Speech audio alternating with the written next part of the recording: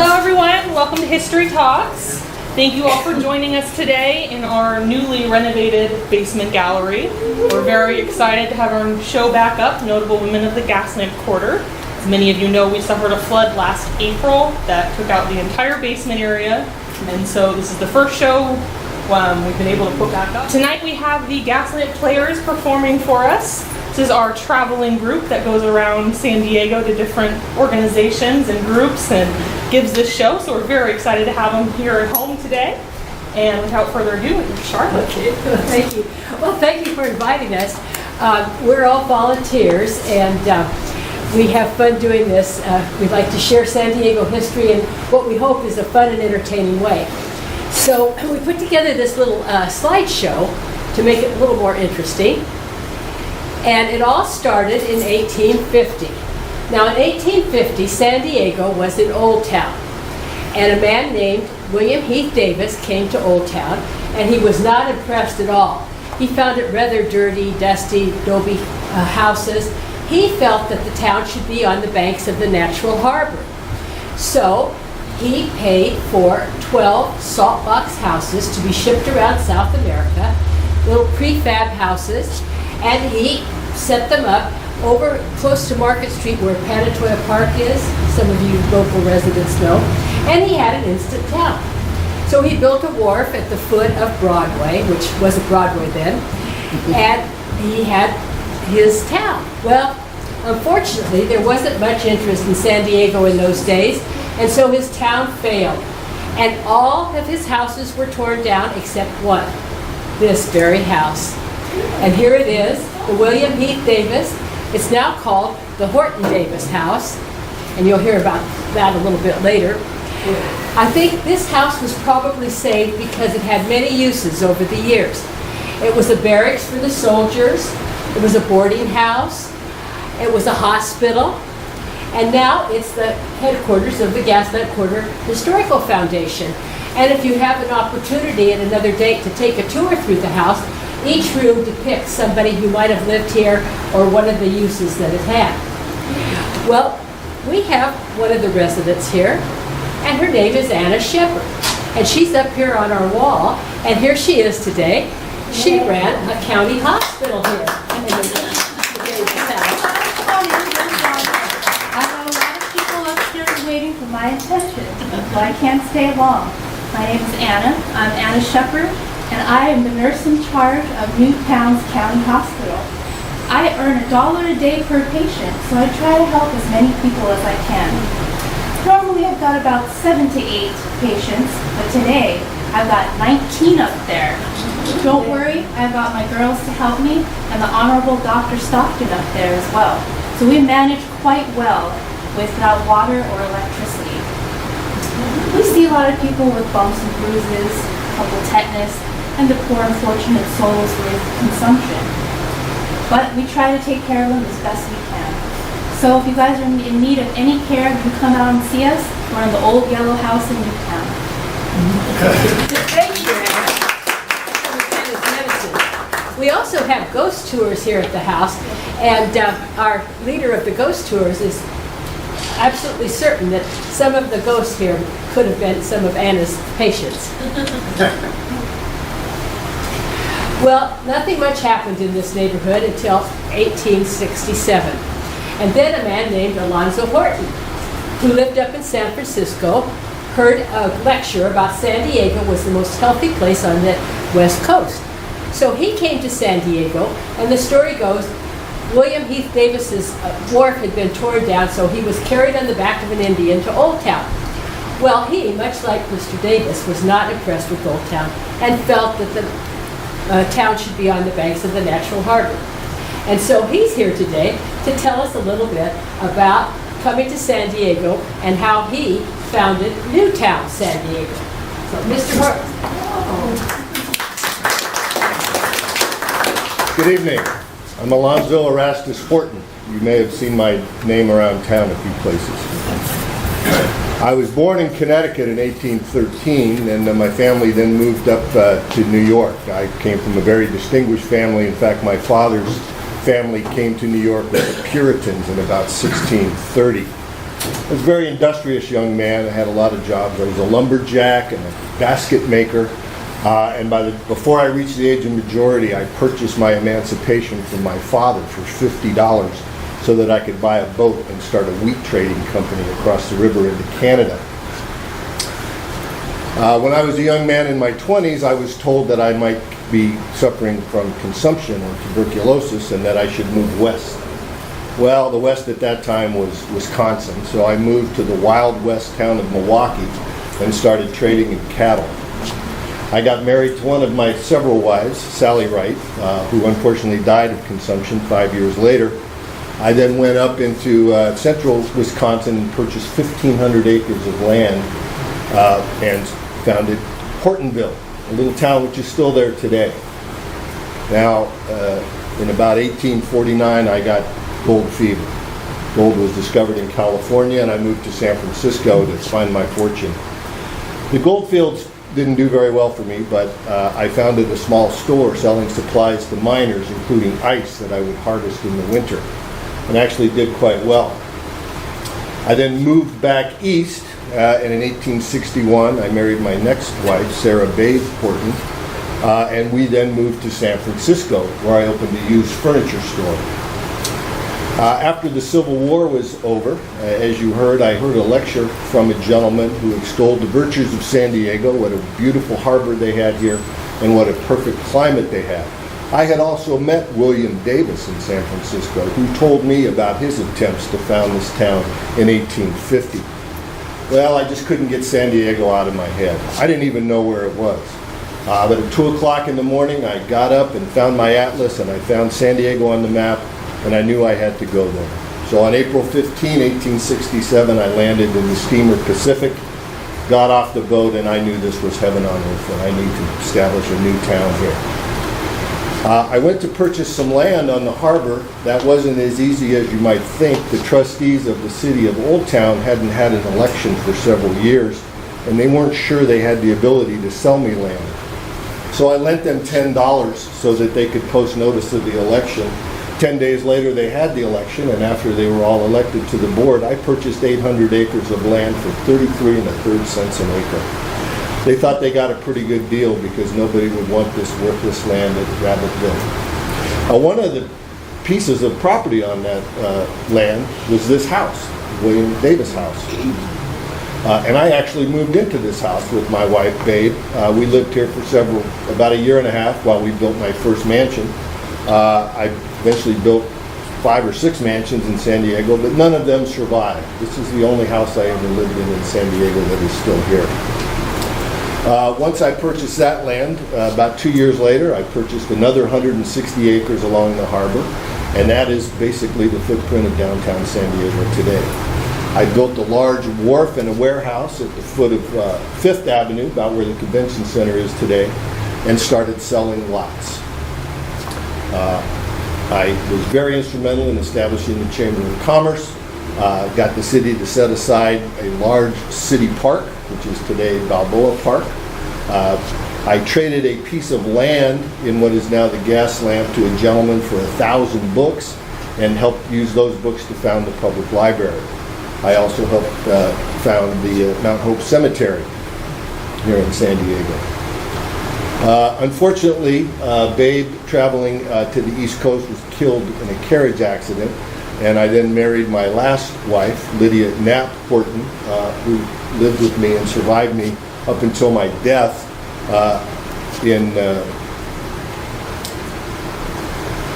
when did I die? It's been a long time. 1909. Yeah, lived a very long life. Now, despite the fact that I had several wives, I never was blessed with children, and I always considered San Diego to be my child. And I am proud to be known today as the father of San Diego. Thank you. Now, we do have Alonzo Horton's wife, Babe, here. And this is Alonzo and Babe on your left, and Lydia Knapp Horton on your right. And so Babe is going to tell you about her life and also about Lydia. Hello, my name is Sarah Babe Horton. Yes, that's my name. My maiden name was Babe. And that's what Alonzo called me the whole time we were married. And as he told you, we were married back east, but then made our way out to California. And since he was so set on coming to San Diego, like a dutiful wife, I came with him. And back then, most of what we did was, host parties, keep a nice house, be social. But he was always so busy, so I had to find something to entertain myself. Well, luckily, there was a craze going across country then. It was called spiritualism. So my friends, and my best friend was Alonzo's cousin, and her name was Fidelia Shepherd. And my other best friend was Mrs. Ned Bushyhead. Well, the three of us would go to these musical seances just up the street at a place called Villa Montezuma. There was a man there, just a wonderful musical protege. He was very famous in Europe, and he said he could channel Bach in one hand and Beethoven in the other. Well, we thought that was just grand. And you probably saw his house too. It was pretty nice. Not as nice as our 5 mansions, but it was still pretty nice. Well, Alonzo did a lot of traveling also because he wanted to get the railroad here. So he went back and forth to Washington, D.C. quite a number of times. Well, one time I decided I'd go visit my niece, Amy Burley, who was in Washington, D.C. And I was riding around, looking at the sights. I was in a barouche, the nice open carriage, sort of the convertible of the day. And unfortunately, the horse stepped on something. The horse reared. I went flying, snapped my neck, instant death. However, Alonzo, being the good husband that he was, brought me back to San Diego, and I now reside up at Mount Hope Cemetery, along with Alonzo and his parents and his secretary and his last wife, Lydia. Now, Lydia was quite a girl. She was from back east also, and when she was very young, she got engaged to a a Union officer. Well, too bad. He got killed by the Confederates. But she did the next best thing. She married his brother. And his brother was 15 years older than she was. And after the war was over, they came out to San Diego because he got a job being the title gauge keeper out at Point Loma. And it was a very lonely place, and we did make friends with Alonzo and his wife, Sarah Bay. And eventually, he lost his job, though, and he had to go to San Francisco. Well, of course, again, being the dutiful wife, I had to go with him. But I was very, very homesick. So I went back east to Massachusetts, where my parents lived, and I sort of never came back. I told him I was going to go visit them, but I just went for a very extended visit. Well, he was very angry. He would not send me any money for our 2 boys, so I had to go to school.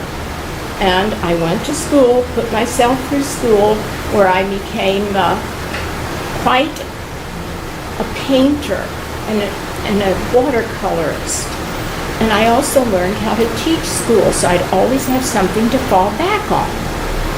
Well, he died, but he had left me a small little tract of land in what was then called Roseville, what is now called Point Loma. So I had to come back to settle my affairs. That's when I renewed my acquaintance with Alonzo. And he was a widower. I was a widow. Go figure. Back then, a man needed someone to take care of his mansion, and a woman needed someone to take care of her. At this point, Alonzo was 77. He was no spring chicken. And I was 47. And he was thinking, well, I'll just design another house, you know, I'll do a few things for San Diego. But I was looking for something to do. And I read a lot. And I read in the newspaper that this gentleman, his name is Mr. Andrew Carnegie, well, he had just opened this magnificent library in New York City. So I had just founded this women's club, the Wednesday Club. You might have heard of that too, because it's still going strong. And as president, I wrote him a letter. I said, "Dear Mr. Carnegie, my husband Alonzo has founded this wonderful town. It's growing by leaps and bounds, but we really need a library. Could you help us out a little bit?" Well, even though that was bold, he was so impressed, he sent us a bank draft for $50,000. That's like $1 bazillion back then. So we got our first real library in a separate building. And another city father, George Marston, and we do have his wife here tonight, he threw in another $10,000 so we could get hitching posts and get the lawn and the trees and everything. And by the way, all that horticultural stuff, that was done by another lady, Miss Kate Sessions. Well, Mr. Carnegie was really impressed then. So he sent us another $10,000. And we got our branch libraries. Unfortunately, my dear Alonzo did pass away in 1909, but I went on to be a public speaker. I was on the boards of both the Panama, California Exposition and the San Francisco, Panama Exposition. I was the only woman that volunteered in 3 big wars: the Civil War, the Spanish-American War, because one of my 2 sons, Philip, who I'd had by my first marriage, volunteered, and World War I. I was a very prominent suffragette. And as I got older, I did sell our last mansion and moved to a little cottage close to Balboa Park. As I got older, finally I had a stroke. My sister came out to take care of me. And when I passed away, everybody was so impressed with the things that I had added to my husband's legacy that they called me the mother of San Diego.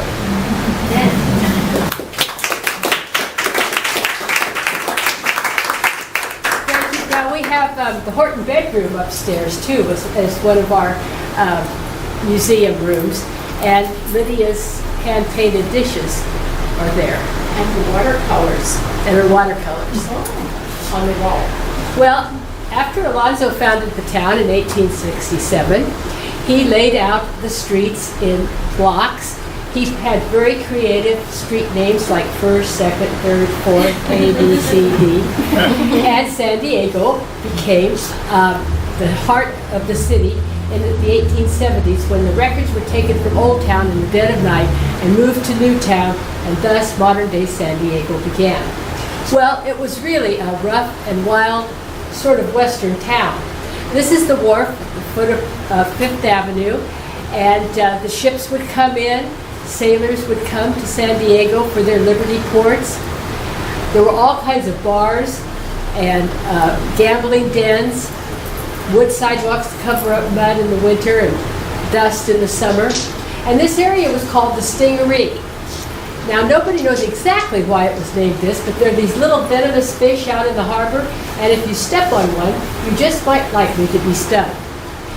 Well, we thought San Diego was going to get a railroad in 1888, and it set off a big land boom. And so the population mushroomed to about 40,000 people. And that's when I decided to come to town.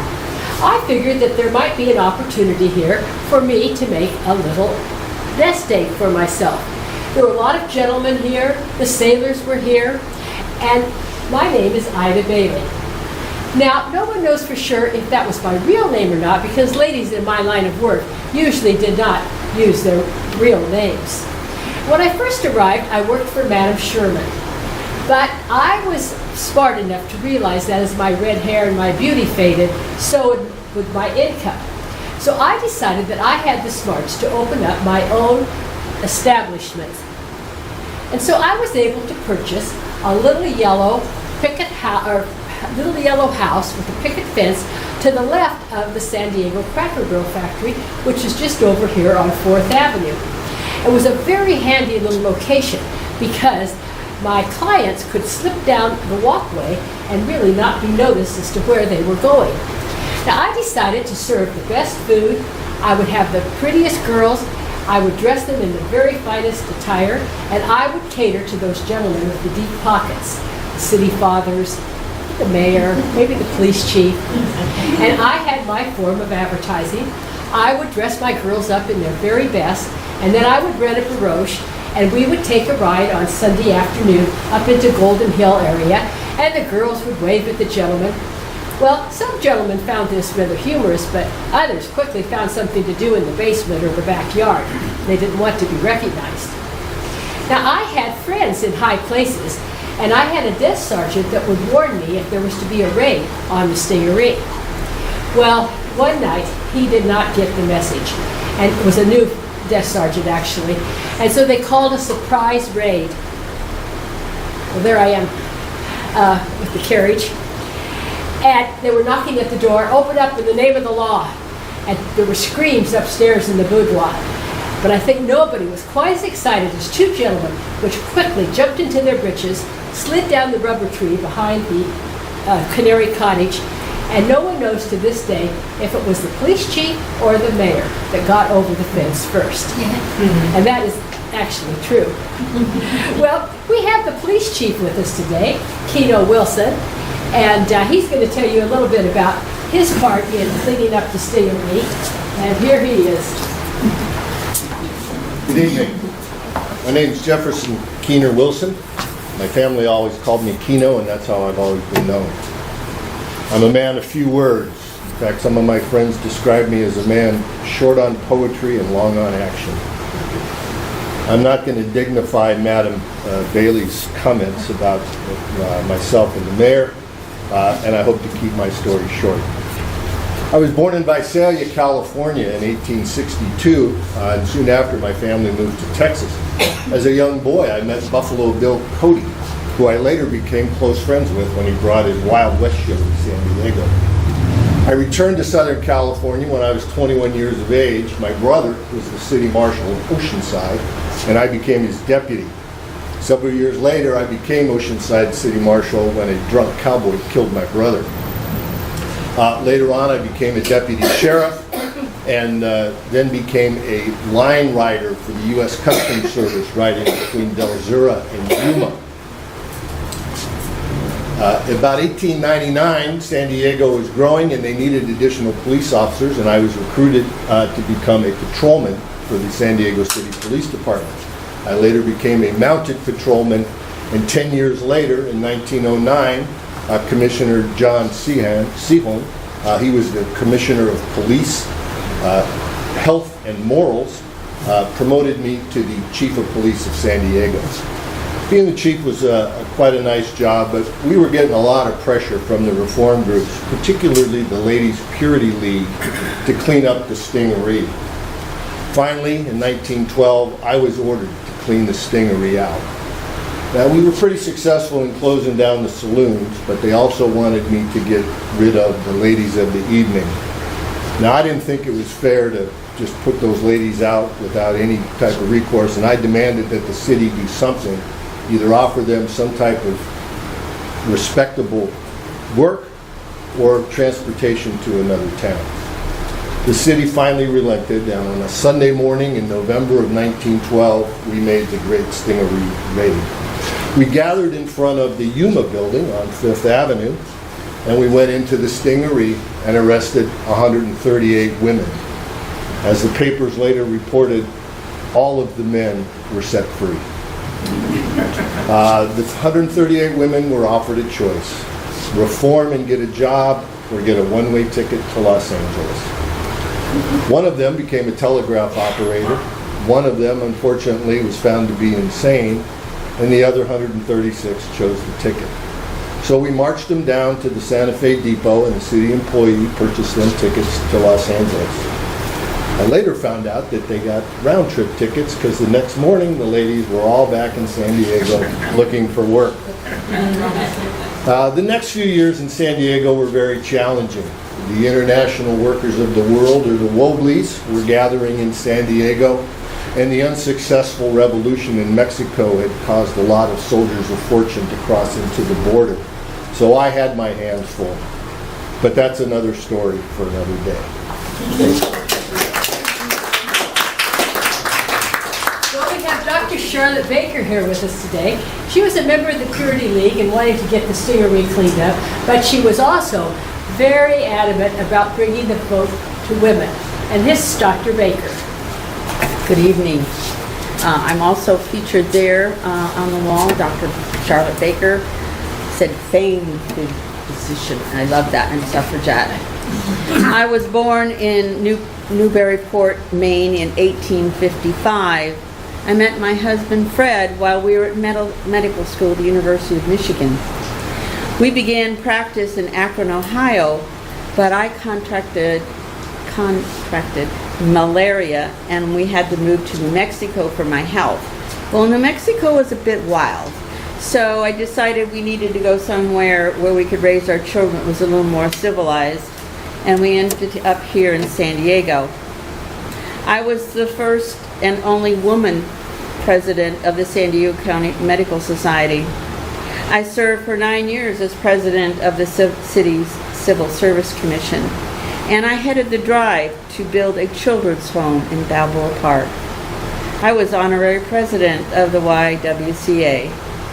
And as was mentioned, I was active in the Vice Suppression Committee in the Purity League.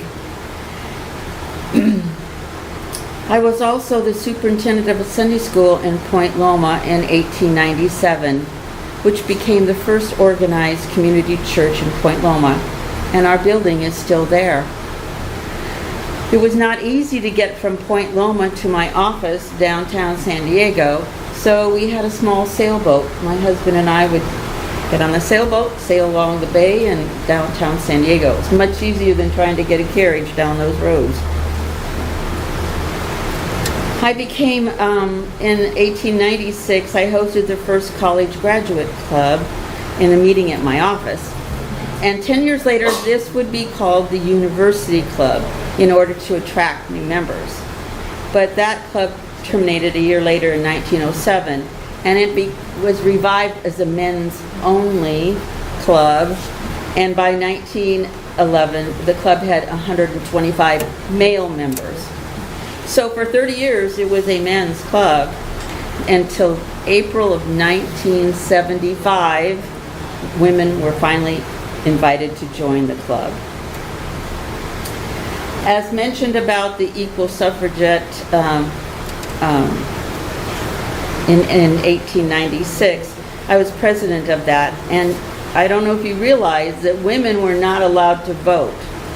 Men had the right to vote, but women didn't. Also, people who were insane, people who had been in prison, they also couldn't vote. So, I was determined with many of my friends that we were going to get the right to vote. Well, the thing is, you had to ask the men to vote for us to get the vote. So, guess what we did? We convinced our husbands and boyfriends that they needed to vote to let us vote. In getting ready for the California Panama Exposition, there was a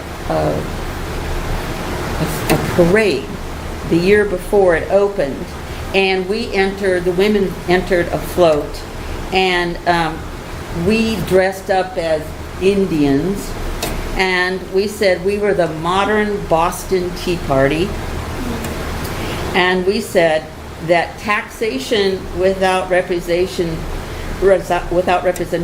is tyranny now as it was in 1773. So we went on this long journey of getting our vote. One time we took an auto tour of Oceanside, Escondido, Fallbrook, and Ramona, And we talked to everyone we could about getting the men to vote so we could vote. At one time, we also had a demonstration where it was the week of denial, and we didn't eat candy, we didn't eat sodas, we didn't go to the theater for excursions or ribbons, laces. We wanted to show that we were a major force in our society. So in October of 1911, there was an election, and believe it or not, it was deemed that we could vote. So I was the first woman in San Diego to be able to vote. They called me, the registrar called me and asked me to come down and register. That was one of the proudest moments of my life. I was a very busy woman, as you can hear. And one of my journal entries in 1907 stated, called to the hospital 10 p.m., baby born 1 a.m. Called from the hospital to Susie Woods, and her baby was born at 5 a.m. The YWCA Executive Committee met at my house at 10 a.m. I died in 1937 at the age of 82. It was a marvelous, marvelous life that my husband and I lived. And this person who is talking about me was able to meet my grandsons. They had come to Point Loma to talk about their mother, their grandmother, and their grandfather. And that was a proud moment. Thank you. San Diego had a town dog, and you can see our town dog Bum out in the park. He can even talk to you. And we have him here. We brought him in. And Mrs. Horton's going to tell you just a little bit about Bum. Yes, this is our town dog named Bum. Everybody should have a town dog, don't you think? Well, Bum arrived in 1886 on a ship, a stowaway from San Francisco. And as soon as Bum jumped off that boat, he started making friends with everybody. The kids loved him. He would spend all day at Horton Plaza playing with the kids. If the mayor went to lunch, sat in the mayor's chair. The mayor didn't care. When the fireman went out, he wouldn't run along next to the fire truck. He got on it. And he went to all the different restaurants, and they all fed Bum.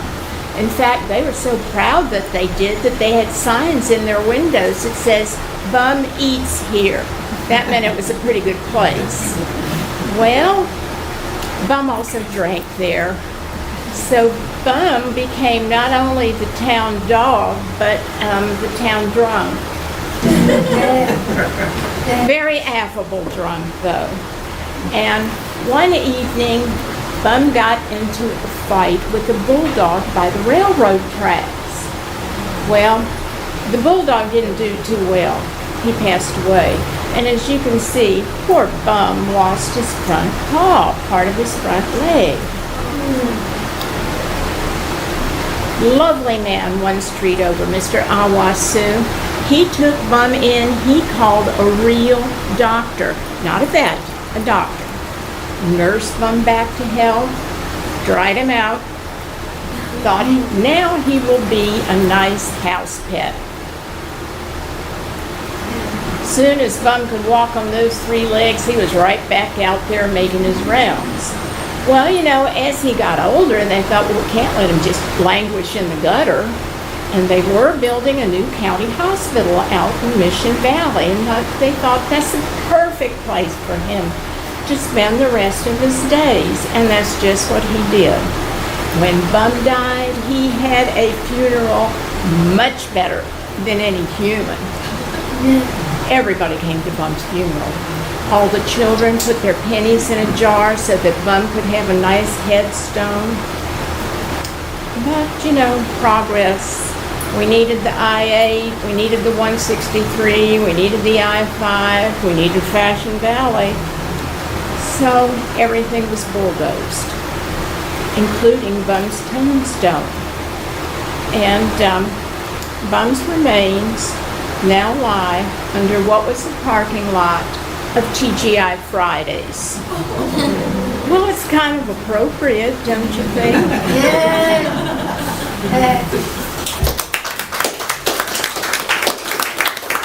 This is the Louis Bank of Commerce. It's probably our queen of the Gaslamp. And it had several famous residents, and one was Madame Korra, who happened to be one of my competitors. And she had her very own way of marketing her business. And so Mrs. Horton is going to tell you about Madame Korra. Well, Alonzo thought all I did was sit in the corner and have parties and talk to my lady friends. But I kind of listened in when he had people over, gentlemen's friends, and I heard them talking about this woman, this Madame Korra that came to town. Well, when Madame Korra came to town, first she set herself up as the fortune teller. Well, that didn't go too well. The guys that came out then, you know, in the 1880s when business was booming, they didn't want their fortune told, they wanted to make a fortune. So she had to reinvent herself, which was pretty easy back then because there was no internet. And she emerged as Madame Korra. Do you follow my drift? This woman was a marketing genius. This is how she advertised. First of all, she would dress all her ladies in a solid colored dress. I might have a blue one, and she might have a red one, and she may have a pink one, and then she'd walk them down Fifth Avenue nice and slow. Well, you know, all those sailors that were coming in, they were coming from foreign countries. They didn't speak English, but they knew what they liked. So if they saw a lady that struck their fancy, they would go up to Madame Korra, tap her on the shoulder, point out the lady, and she would give them a marble the color of the girl's dress. Interested? Well, that evening, the gentleman would present himself at the Louis Bank of Commerce because Madame Korra had rented the 2 top floors and was calling it the Golden Poppy Hotel. Well, there would be Madame Korra wearing a turban, smoking a cigar with her feet up on the desk. The guy would show her the marble. She'd have a look, red, point him to the red door, or the color of the marble he had, and voila! Behind the door would be the lady in the red dress. Nobody had to say a word. When they had finished concluding their business, the gentleman could leave out the back way. Well, if he was one of those fancy men, you know, from up in Bankers Hill, he couldn't go home with his marble. So he dropped it, or else dropped it down the outhouse, which was back there. So then when they decided to restore the Gaslamp, all these contractors and all these workers were finding these piles of marbles. And they didn't know what was going on until they came to ask us historians.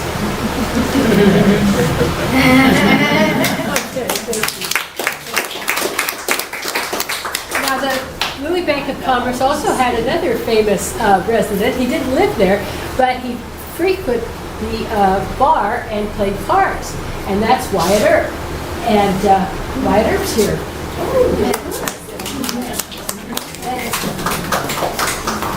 Hello, Wyatt Earp.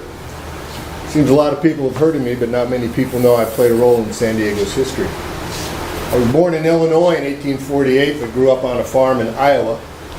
With the outbreak of the Civil War in 1861, my father became the recruiting officer and training officer for the county, and my older brothers joined the Union Army.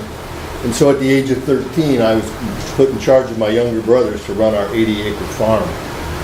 In 1864, my family moved to San Bernardino, where I started having a number of jobs. I was a stagecoach driver, a buffalo hunter. I also met a man by the name of Bat Masterson, a famous gambler, and sparked my interest in gambling. In 1876, I moved to the boomtown of Wichita, Kansas, where one of my brothers had opened a saloon and brothel. And I started to make my name as a lawman. In 1879, I moved to Dodge City, where I made quite a name for myself as a lawman. And when Dodge City got a little bit boring, I moved to Tombstone with my second wife, Maddie, and my brothers, Virgil, Morgan, and James, where we ran a silver mine until I got an interest in the faro game at the Orient. Now, you may know we had some run-ins with the gang of outlaws called the Cowboys in Tombstone. And in 1881, that reached a head when Ike Clanton and some of his boys came into town with guns, which were outlawed. My brother Virgil was the marshal, and he deputized me, and we went to the OK Corral to disarm Ike and his men. That didn't go so well. 3 of the cowboys were killed, and my brothers Virgil and Morgan were wounded. I soon left Tombstone and never went back. I traveled around the West and ended up in San Francisco, where I reunited with my third wife, Josephine Marcus, or Josie. About 1877 or so, 1887, excuse me, my brother Virgil wrote to me and said, hey, there's a boom going on in San Diego. You need to get down here. So Josie and I moved to San Diego. Now, most of the time we were here, we lived in the Brooklyn Hotel, which at that time was on F Street over where the Horton Plaza Shopping Center is today. It is now one of the 2 hotels that makes up the Horton Grand Hotel. A lot of people think that my saloon, one of the saloons I ran, was at the Louis Bank of Commerce. Well, it wasn't. I did run several saloons, but not at the Louis Bank of Commerce. We did go there a lot.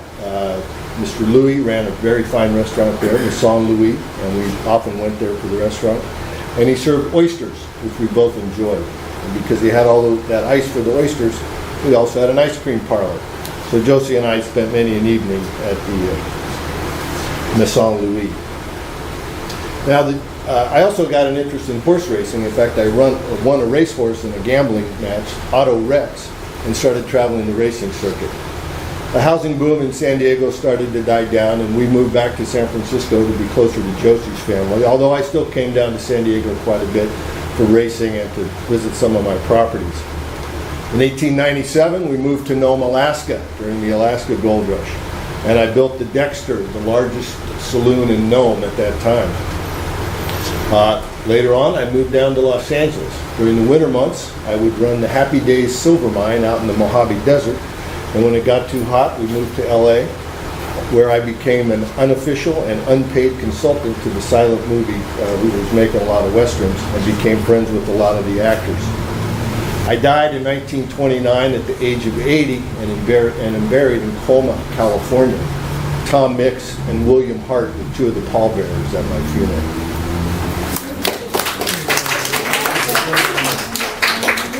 Now, a young man, and you may have heard this name, George Marston, came to San Diego as a young man and worked for Alonzo Horton at his hotel. And we have Mrs. Marston with us today, Anna Gunn Marston, and here she is on the right. Good evening, ladies and gentlemen.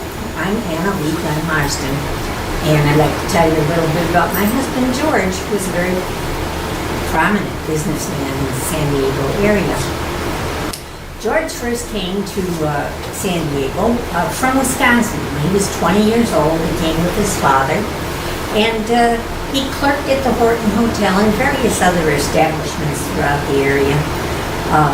After 7 years, however, 5 of which he worked with the gentleman who owned a lovely store, and his name was Joseph Nash, but he was ready to retire.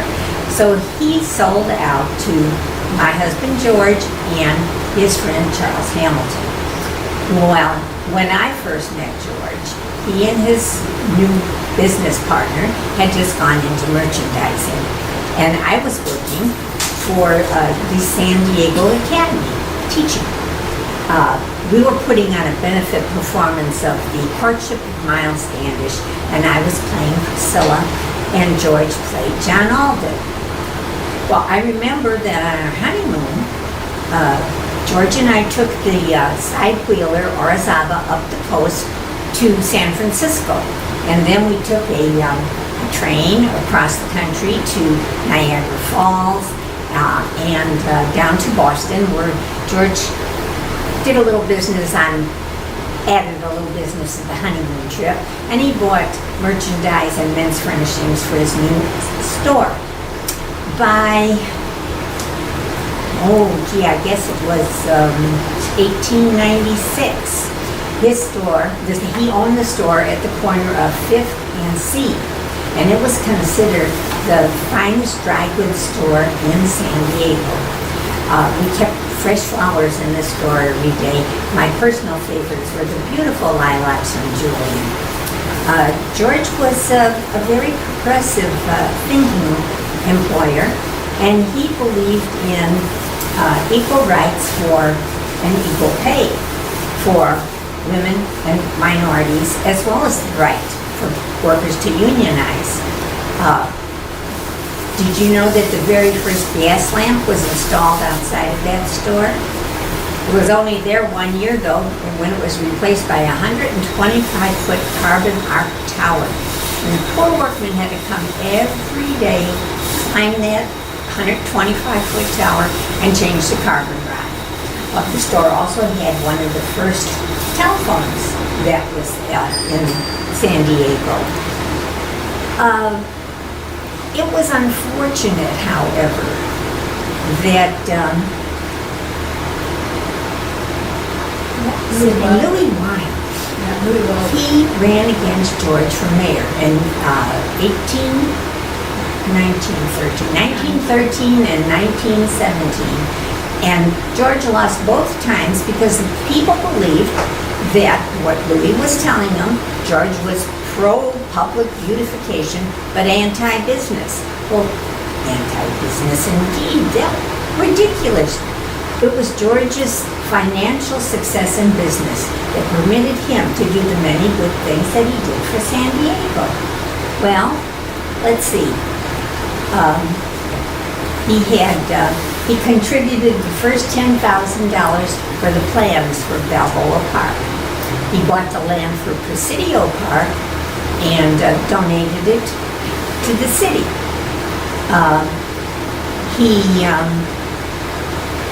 He was instrumental in starting up the Anza Borrego and the Torrey Pines state parks. He was instrumental in putting in as you heard, the library and the YMCA and the installation of the trolley car system. And George just loved history.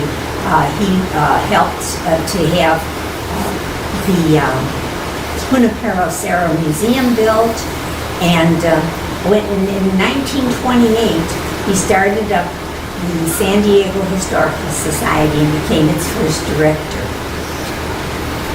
George loved to ice skate. When he was still a young man in Wisconsin, he learned how to ice skate, and within 2 years of coming here, he had joined the Excelsior Skating Club, and he continued to skate, and he was well known for it until he was 90 years old. When his doctor told him he ought to consider something a little less strenuous. We were blessed with 5 children, 4 girls and a boy. Well, I could go on and on about my husband, but I just hope all of you people enjoyed beautiful San Diego, to which he contributed so much. Thank you. Well, our last character was the night pharmacist at Ferris & Ferris Pharmacy, or drugstore. The building's still located over here on the corner of 5th and Market. And we have Doc Peck with us today. We're making him work really hard. Hello, I'm Doc Peck. I am the night pharmacist at Ferris & Ferris. I was born in Rochester, New York in 1886 and was raised primarily by my grandmother, who always called me Pearl. After I became a pharmacist, everybody just called me Doc. I moved to San Diego, and in 1917 I became the night pharmacist at Ferris & Ferris, which was in that building from 1903 to 1984. Now, Ferris & Ferris was very well known and was quite an innovative pharmacy. It was the largest pharmacy in San Diego. It was the first pharmacy that was open 24 hours a day. It was the first pharmacy that delivered prescriptions to people's homes, and it was the last pharmacy that sold live leeches. Now, those slimy little boys came in quite handy in that area. A lot of sailors came into town, and they were looking to have some fun after their many months at sea. Sometimes they might have a little bit too much fun, and if they had fisticuffs and got bruised, they would get in a lot of trouble when they got back on the ship. So if you had a black eye, you'd stop by Ferris and Ferris and grab a leech or two, put those on your bruise, and by the time you got back to the ship, your bruise would be gone. And we facilitated them getting back onto the ships or to base because we were also the ferry office for the Coronado Ferry. A lot of the prescriptions were delivered by my son Eldred, who delivered prescriptions around town on his bicycle. I was very hopeful that Eldred would follow in my footsteps and become a pharmacist, but Eldred never showed much interest in medicine. In fact, he wanted to become an actor. Now, I knew that most aspiring actors never amounted to much, and I was very worried about Eldred, so I pushed him pretty hard. But he was determined, and he eventually moved to New York and then to Hollywood. When he moved to Hollywood, he told me that he had never really liked the name Eldred, and so he took my name and became Gregory Peck. Hey, Well, that concludes our program, and we'd be happy to answer any questions, but keeping in mind that we're all very old, so we may not know the answers. But thank you very much for coming tonight. Hope you learned a little something that you didn't know about San Diego, and that you'll come again. What is it, the second Wednesday of every month? Yes. Yeah. Oh, and there's our director. Thank you guys, this was very wonderful. And a little present for all our performers, so make sure you see me before you leave here. Our next History Talks will be on August 14th, and Christine Stokes, the Executive Director of the Coronado Historical Association, will be joining us and giving a lecture called Coronado Incorporated, How Coronado Split from San Diego to Create Its Own Identity. She just gave us the title today, so it's new news for everybody. If you aren't part of our organization, we encourage you all to become members. This is a free event for our membership base.